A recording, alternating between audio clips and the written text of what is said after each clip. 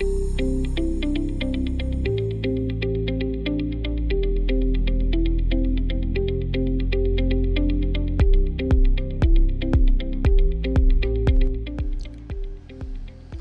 is Friday, April 17th.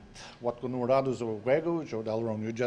to our daily update from the COVID-19 task force, Kahnawake's COVID-19 task force, that is. A little later on this program, Lloyd Phillips will be giving the week that was. It was a very eventful one, so he'll update you on that. Just a little note here, today being the 17th, we started doing these broadcasts and haven't missed one since March 17th, so it's been a pretty busy time here, not only in Kahnawake but around the world. We hope that these updates have been very useful to you.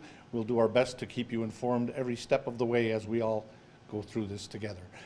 We'd like to start off with Dr. Annick Gauthier of the Kahnawake Memorial Hospital Center. She's been on a couple of times so far and has brought us a lot of interesting information, answered a few questions. She'll do some of that, probably a little bit of both today. So let's welcome her, Dr. Annick Gauthier. Kahnawà. So last week I was mean Annick. Today I'll be back to my sort of usual self of providing you some information with hopefully some humor. Even though I was mean Annick last week, I'd like to thank everyone who's invited me to be their friend on Facebook. However, I don't accept friendships on Facebook even for people I don't know. And especially people that may or may not be my patient. So thank you very much. It means a lot to me. I feel that means you're welcoming me into the community, but I'm rejecting all of your friend requests. I initially was writing back to you all individually, but now I've stopped doing that. So I hope that's okay with you. So I'm going to jump right into some questions. I got some interesting questions, but a lot of repeats of questions that I've asked before. So I encourage you to go back and look at some of the videos from me and other people to answer some of your questions. The other thing, that the reason I come and do these is not so that I can be just the sole source of information. My big thing is making sure that you know where to go to for good information. So through our KMHC COVID website, we have lots of great links of resources. Go to the resources page. There's tons of great links about the self-care guide, as well as healthy eating, emotional well-being, traditional medicine. So I want you to go to that to get information. So I'll jump right in. So I would like to know if it's safe and effective to use ibuprofen to help with symptoms of COVID-19, or does that make the symptoms worse, as I've seen mentioned in some online articles? Is that a fact? So this is my first time that I had done the Facebook Live. I had talked about this. And yeah, actually, the data is not clear. It all comes from the idea, and I'll use the term in science we call hand waving. Hand waving means we can sort of imagine a hypothesis of why something would be good or not. And the hand waving idea around ibuprofen, so that's Advil or Motrin, and why that would make things worse with COVID is that I have mentioned before that the receptor in our body that COVID binds to is called ACE2. And now ACE2 is upregulated, so more of it's expressed when you take ibuprofen regularly. So the idea is that if you have more of that receptor in your lung, maybe you could actually have more of COVID binding. But that again is hand waving. We don't actually have real data on that. That's just what is thought to be. Now, some of the initial data with people taking NSAIDs, that's the general class of things that are like ibuprofen, that when they were used late in the course of the infection, they had, where they already had more complications, that perhaps this worsened the case. But when they extrapolated from SARS data, so data with the very similar virus, the SARS-CoV-1, which is SARS, they found that used late in the infection, people who took NSAIDs, so ibuprofen-like molecules, had 3 times the risk of having a heart attack. And so that was why there's people are worried about using ibuprofen if you have COVID. So there's no scientific evidence that ibuprofen worsens COVID. However, for COVID-confirmed positive patients, we are favoring acetaminophen. And this is guidelines from INES. The WHO has gone back and forth about it, but this is now what WHO says. Now, it's very important, though, if you are taking baby aspirin, so it's called ASA or acetylsalicylic acid or Easy ASA sometimes on your bottle. If you're taking that because you have a history of having a stroke or even a small stroke or a heart issue, you should continue taking that. And it's really only if you develop symptoms of COVID and you're actually having COVID positive a test, then you actually should talk to your doctor about continuing or not. And that's what all the guidelines say. Second question, of the deaths in Quebec attributed to COVID-19, how many of these deaths had a comorbidity such as COPD, asthma, or other respiratory issues? And then along with that, there's a second question. If someone gets asthma only when they're sick with a cold, does that put them in some more vulnerable category? Should they be extra careful at exposing themselves, or is it the same as everyone else? So I have discussed both of these issues before, but I'm going to bring it up again. We have a little more data in the literature. Now, in terms of data in Quebec, we do not have specifics on the comorbidities. So we know of the 688 deaths so far that we've seen in Quebec. We know their ages. And so I can tell you that 97.6% are over the age of 60, and 62% over the age of 70, and then like 50% over the age of 85. So it's really like age is the biggest risk factor for death. And doesn't match who is actually having cases. But again, we talked about this last time, I'm really not focused on cases, I'm focused on the actual number of deaths and hospitalizations, because those are numbers that we have, whereas we don't test everyone, so we don't know the number of cases. So I encourage you, when you see their media reports, focus on the number of deaths and hospitalizations and not the number of cases. So overall, if you look at the world, asthma is not represented in the top 10 comorbidities associated with COVID, severe illness, or death. The main comorbidities remain morbid obesity, diabetes, and heart disease. New York State, having experienced over 11,000 deaths now, they actually have been very open, and there's a website called covid19tracker.health.newyork.gov.us. Just .gov, sorry. They actually list all of the data, and it's like updated daily. And with their top 10 causes of death that are related to people having COVID. Now, I'm not saying that because they had that disease, that's what made their COVID worse. We do not have that data yet. We just know who passed away with COVID and what other disease they had. And it's the top 10 are hypertension, so high blood pressure, diabetes, dyslipidemia, so high cholesterol, coronary artery disease, so that means having heart attacks and heart problems, dementia, kidney problems, atrial fibrillation, so that's when your heart flutters. COPD is number 8, 9 is cancer, and 10 is stroke. Now you can see a number of these in this would not really have a direct link with COVID, making COVID worse. For example, dementia doesn't make COVID worse, but dementia generally means that you're more frail and you have other risk factors, and that's probably why dementia becomes number 5 in the New York State list. When we look, because the question was really specific about respiratory diseases, that chronic respiratory diseases like asthma are underreported in the literature of who passes and who does poorly with COVID. We're not really sure why that is the case, but it overall goes that if you have asthma, there's no evidence that it's worse. You're supposed to continue your regular puffer. So if you're regularly on a cortisone puffer, you take that. If you take your salbutamol or your Ventolin, the blue puffer, you take that as needed. Okay? Obviously, if you have a worsening of your asthma, then you go and see your physician or you call your physician about that. COPD, again, as I mentioned on this New York State list, and it matches the worldwide list, it's number 8. So it's not the top causes of comorbidities associated with COVID death, but it's quite high up. So again, making sure your disease is well controlled, and ideally that you would quit smoking, which I know is easier to say than do. So my next point starts off with a link to a CBC article.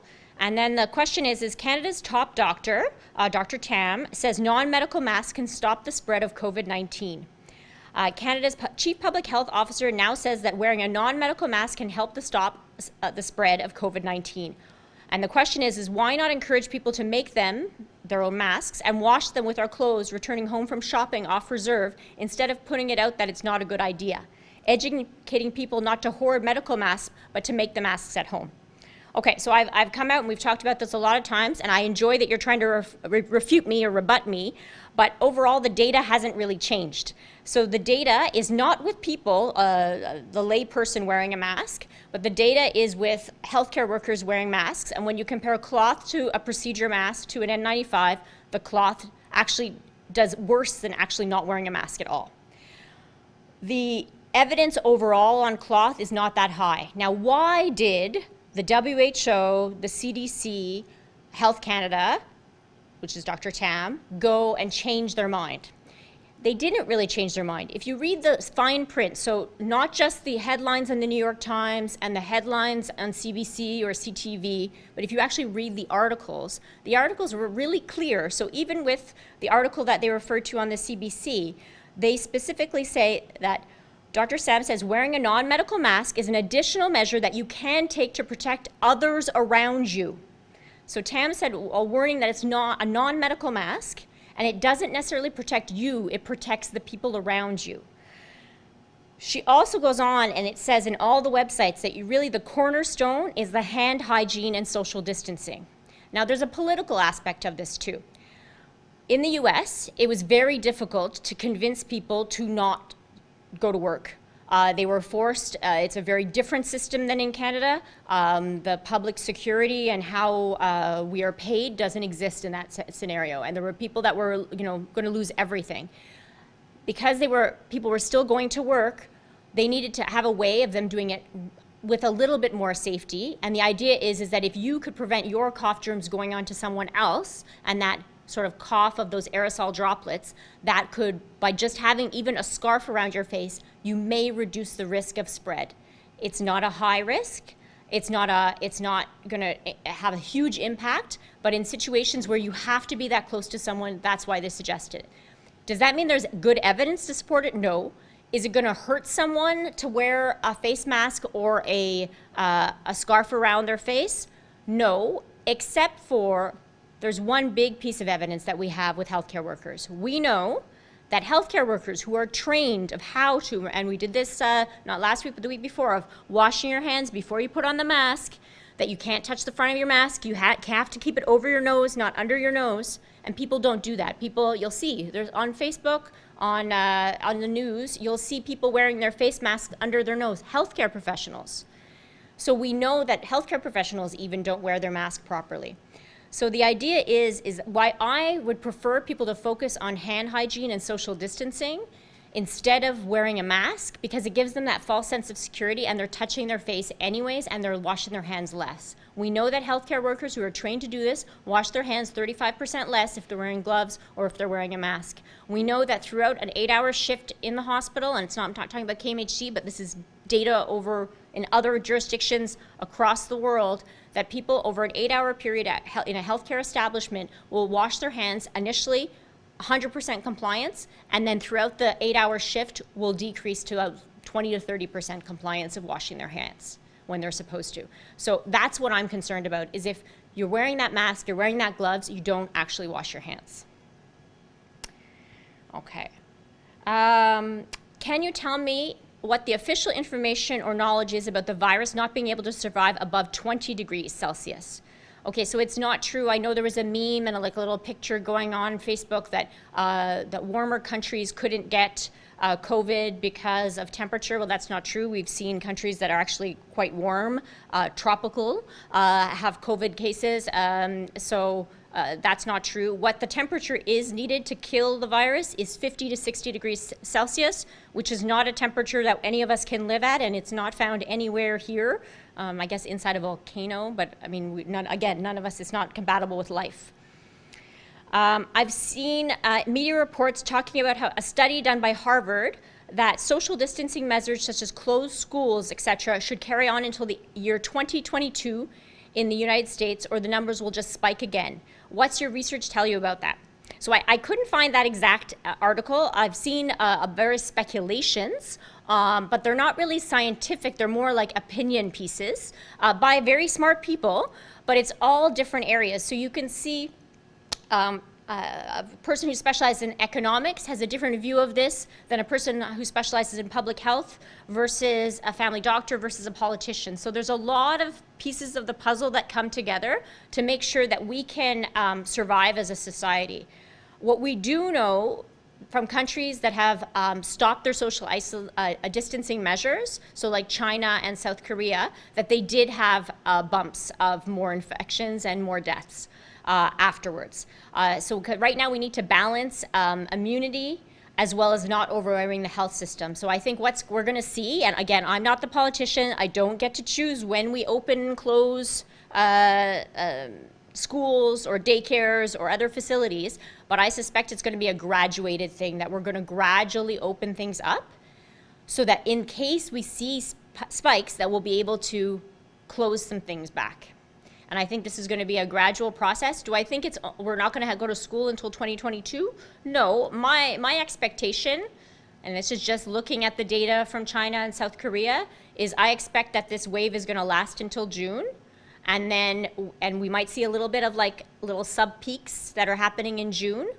And then I expect that we'll be going back to school, the kids in September. But again, it's all really too early to know for sure. The next question is, how long does the virus stay active on a piece of clothing? This is in reference to either washing clothes immediately upon entering the home or putting the clothes on a high dryer setting. What if you have permanent press or fabrics that heat is not recommended? So I don't actually have specifics. I haven't found any data on cotton, like growing like the virus on cotton. We know from a variety of sources that it can persist for 9 days on metal, glass, and plastic, up to 4 hours on copper, and 24 hours on cardboard. Another data shows that 2 to 3 days, again, that matches on plastic and stainless steel. I'm not really sure why the virus doesn't survive as much on copper than steel, but I'm not a metallurgist, so I can't tell you why that is. But for cotton itself, it's also not just if it's cotton. If it depends if it's wet, it depends if there's protein or other like food, even particles on the clothing. That will change the actual time that the virus stays viable.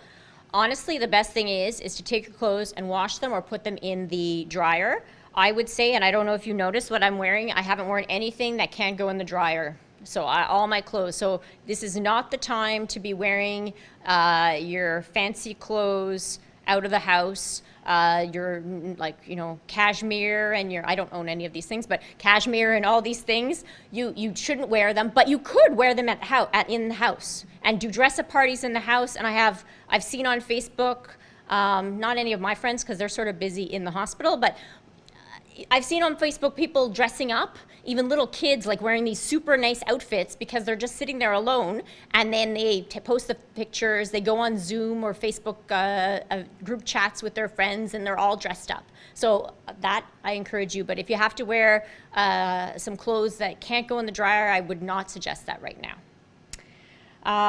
Okay, I am 70 and in self-isolation and may need service for my furnace. The company is from off territory. If necessary, how do I handle someone coming into my home? What precautions should I take? No one has been since March 14th into my home.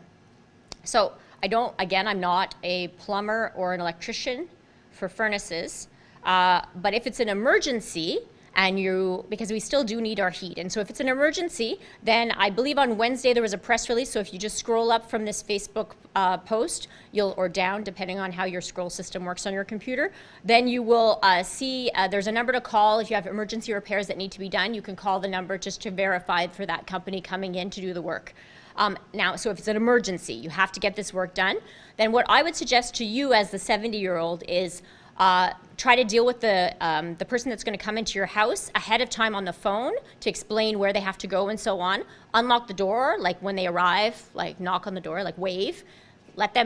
You go into another part of the house, or even like into the backyard or something, and let them come into your house and do the work. I assume the furnace is usually in a closed room, so whatever that room is, I would encourage that the worker would be wearing shoe coverings inside your house, and then washing their hands before and after, and then that would be it. Now, if it's not emergency work and it's just you need your, like, every year you're a good furnace owner and you get it repaired, that is not me, but every year you go and get your little tune-up, then maybe this is the year that you don't do your tune-up now and you do your tune-up in the fall. So that's my advice, but again, I'm not a furnace expert. 9, I have a question pertaining to grandparent visits. Online cautions against having grandkids and grandparents together due to the risk to the elderly. Does this apply to younger grandparents? Is it safe to visit our grandchildren? And I see these types of questions all over, and I get them all from, and even if you look at the private physician groups, they're all asking these questions. And I saw someone write the answer, and this is what I'm going to tell you. The answer is there's no loopholes. The answer is no.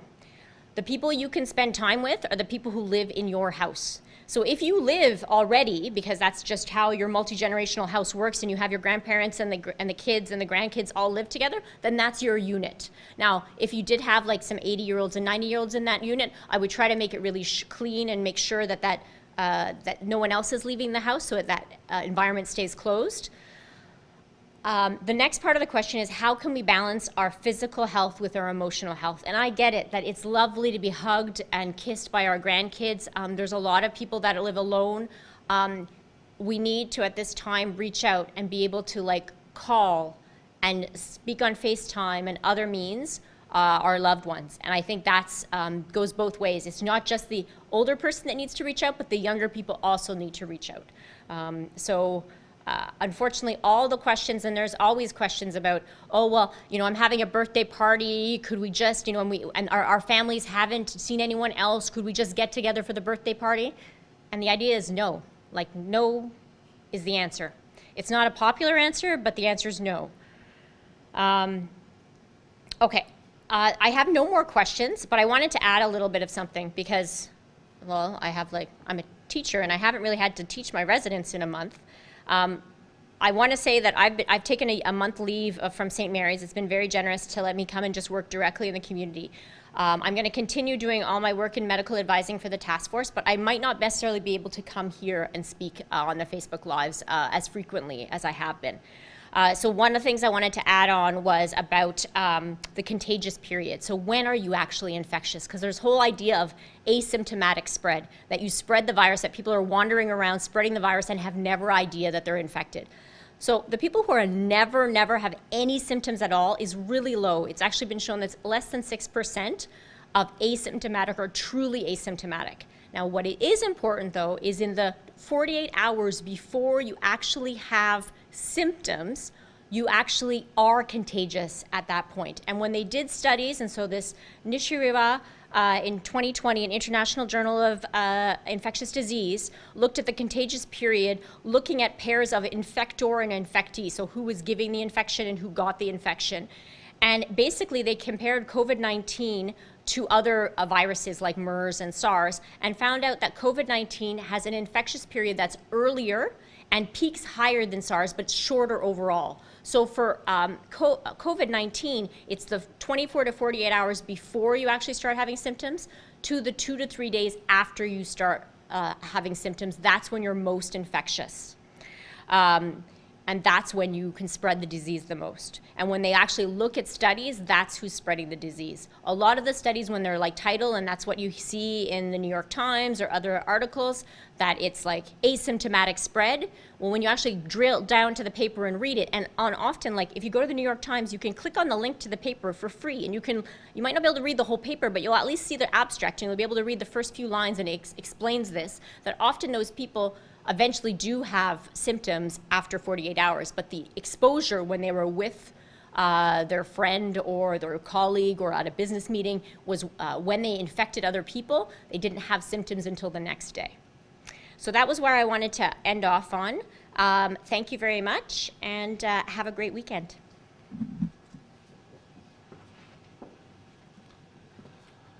Dr. Gauthier, always interesting, always informative, and we thank her for being here today. As I stated at the beginning of today's update, it was a busy week. A lot of things changed. So Lloyd Phillips has a little bit of a recap for the week that was. So once again, our Commissioner of Public Safety, Lloyd Phillips. Lloyd. Thank you, Dr. Gauthier. Thank you, Joe. Yeah, it's been a long run. I think Joe had mentioned earlier in the show, this is officially, I think, 1 month. We've been having the daily updates for the community to be able to give you the latest information on what's happening in and around the community, as well as maybe help bring some clarity to certain issues that the community has raised.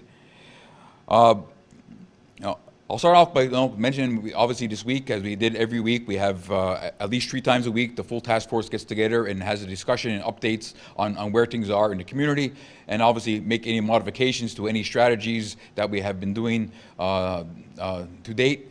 And so far, we feel that the path that we're on is the right path to stay on. The message for the week, so to speak, is let's keep that foot on the gas. Let's stay the course, because what we are doing is working. The numbers in the community, as we said, the important numbers, that's hospitalization and ICU, they're all 0. And I certainly want to be here, down the road and still saying the same thing. So what we're doing is working. I understand, things get frustrating, and everybody's getting a little bit stir crazy at times, and they want to things to change and we go back to normal. I understand that. I get that. We're all in the same boat. But at this point in time, is not the time to let our foot off the gas. We got to maintain what we're doing, and because if we let off the gas too soon, and then all this hard work that the community has done in the past 5 weeks or so, we may throw that out the door, and we'll be back to square one. So if we maintain what we're doing, for the next few weeks, we're able to really assess where things are going, and then we'll be able to make proper determinations on what are the next steps. When can we ease up those directives? When can we look at changing some things? And that will be based upon the science, upon the numbers of what's happening in the community, around the community, and also obviously around the world for that matter. So again, we have to ensure that when we do something, we do it properly.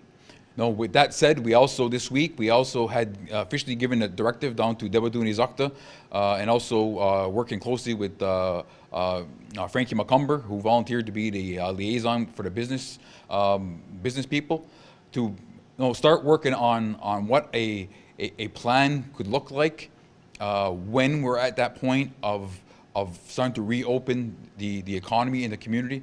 How would that look like? Look in a phased process, because we know, as I said several times now, it's not like a light switch. We're not going to go from off to on in one motion. We're going to have to do it in a phased approach, step by step, assessing as we go.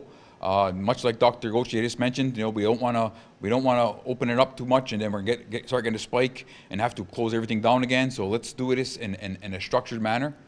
But I don't want to get ahead of ourselves, because even though we're planning for this, we also have to make sure we do it at the right time. And there's that light at the end of the tunnel, and I don't want people to get the wrong impression, to start saying, oh wow, look, now we're moving full steam towards the reopening phase. We're starting the preliminary work at this point in time. We started off the week just reviewing, getting updates from all the inspectors in the community on the status of what's happening in terms of the compliance, any concerns or issues that they see in the community or have heard from community members. And again, I'm glad to report overwhelmingly, things are going well. There have been obviously a few glitches, a few people in the community who don't want to comply, but they have been informed and educated on what the proper means are. So hopefully, those issues are going to continue to diminish, because week after week we see less and less people who are not properly following the directives.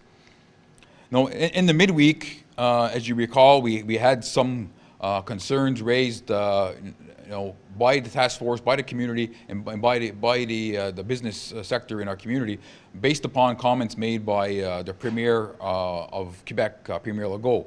He made some comments about opening up part of the construction field within the province of Quebec, opening a few other businesses that they deemed to be essential. So immediately, people were asking, what does that mean for Kahnawake? So we said, let us take a good look at what he is proposing for Quebec and analyze that a little bit to see, is it something that we need to do or should do in Kahnawake? And we did that analysis, and as I updated on Wednesday, the task force has agreed, again, to maintain the course. The directives have been set on what is deemed to be an essential service in the community, and that's the course that we should maintain until we have other information that steers us in a different direction. So what's happening in Quebec, doesn't necessarily apply in the community. And I'll say this again because you may have not heard it the first time. Kahnawake, we have our own emergency preparedness law. That's what guides us. The task force guides us, and information from medical specialists is what guides us. And that may look very similar to what Quebec is doing at times, but we make our decisions independently on what's the best interest, for our community. And just because the Premier is doing something doesn't mean that we're going to follow suit. And as we all know in Kahnawake, on normal circumstances, what Quebec says, we're the very first ones to say we don't care what Quebec says. This is Kahnawake, and Kahnawake will make our own decisions. So the same thing applies for this pandemic. Regardless of what the province may say, we're going to make the decisions for Kahnawake and the best interest of our community.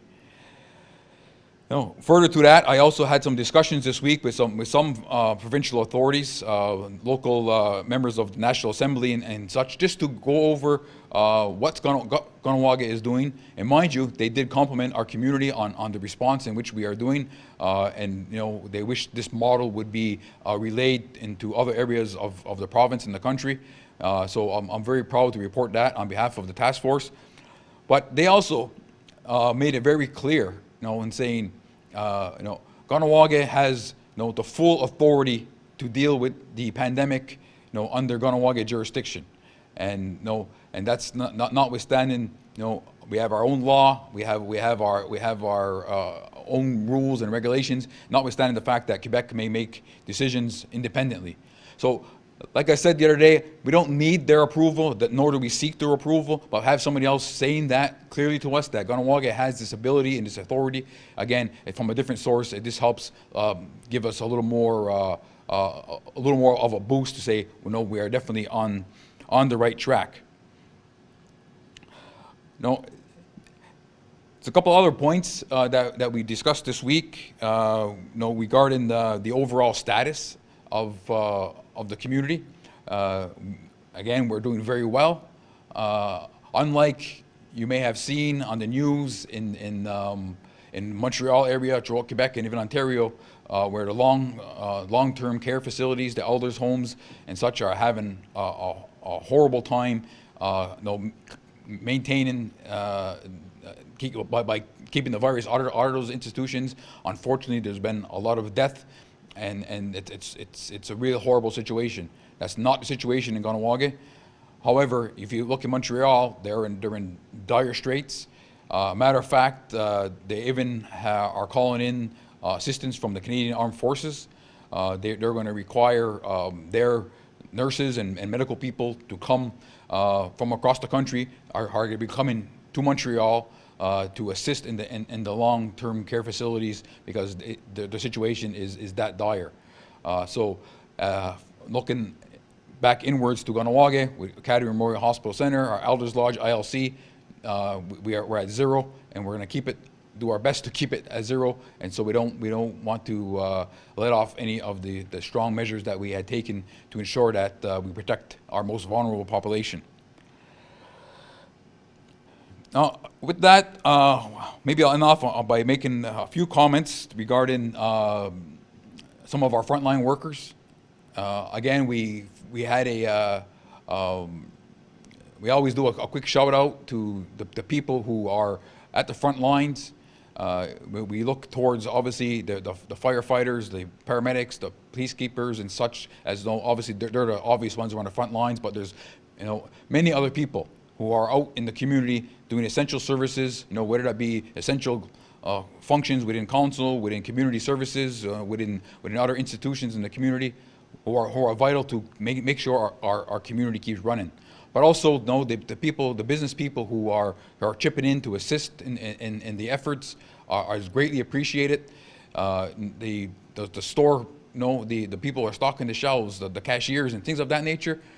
Those are things that we may overlook and say, well, it's a job, but these people are also putting themselves out there, putting themselves at risk, because they're seeing sometimes hundreds of people a day.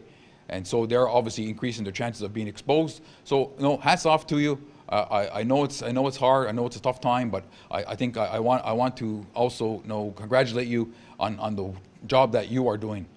With that, we also know last night, unfortunately, there was a tragic fire in the community. Kahnawake Fire Brigade responded and did their best to contain the fire. Again, a lot of volunteer firefighters, and they're coming together to assist in the time of need. So hats off to them. It's very difficult to do. It's impossible, I should say, to do firefighting and social distance at the same time. So unfortunately, they have to come together, because fighting the fire is definitely a teamwork event. So certainly we wish them well, and hopefully that as a result of this tragic fire, that there has been no exposure to any virus or anything of that nature. I know that they take as many precautions as they can, but dealing with an emergency, it's very difficult to do so. I'll end off by mentioning that there has been a long 5 weeks, and longer it goes on, as Dr. Gauthier mentioned as well, that there's a psychological impact, there's a social impact to all of us, as much as we're battling, the virus, and we're doing a good job. We're gradually winning that war. We're winning battle by battle, but at the same time, we're also battling the psychological battle. Maintaining the measures. Staying home as much as possible, staying in the community as much as possible, traveling for essential services, washing your hands. All these messages that we've been saying time and time again, are equally important. But also, that feeling people are feeling of being alone, not being able to socialize with the way they want to socialize with their family or friends, that has an impact on you, and we understand that. So we're also battling that psychological battle. But staying there, Kahnawake, we are seeing that light at the end of the tunnel. It's we talked about that peak in terms of the pandemic, which is it's projected to be over the next couple of days. Once we reach that peak, we'll see where things go. Hopefully, once it reaches that peak, it'll come down, relatively quickly, and then we can reassess on where things are going. But let's not get ahead of ourselves. Let's stick together. Let's stay strong. And we, like I said the other day, we owe it to ourselves and we owe it to our elders. Kahnawake. Yeah, thank you very much, Lloyd. As Lloyd said, basically, take care of yourselves, take care of each other, and if possible, too, keep smiling. We've been through many things in our history, and we'll get through this. So if you can, keep smiling. Smile at the person next to you. You pass somebody on the bike path, give them a smile, give them a wave. All those little things are going to help. We will be back tomorrow, the usual time, somewhere after 4 and between 4 and 5 o'clock. And if there's nothing that is too huge, the report will be shorter.